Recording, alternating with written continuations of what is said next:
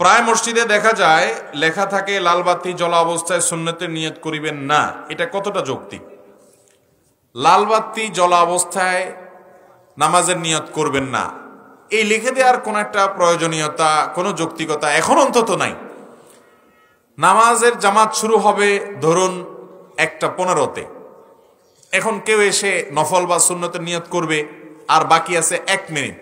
তো 1 মিনিটে নিয়ত করে সে তো নামাজ শেষ করতে পারবে না, তাই না?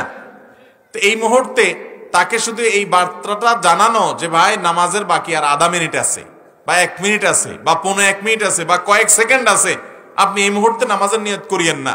তো এটা মৌলিকভাবে খারাপ কিছু না যে সে দাঁড়িয়ে অপেক্ষা করবে, যেহেতু কয়েক সেকেন্ড আছে। কথা কি বুঝাতে পারছি?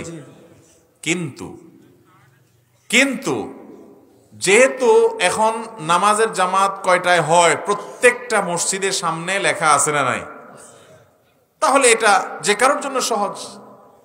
অনেক মসজিদে তো 4-5 মিনিট আগে থেকে লাইট জ্বালায় রাখে, লাল বাতি আছে না নাই? এটার কোনো প্রয়োজন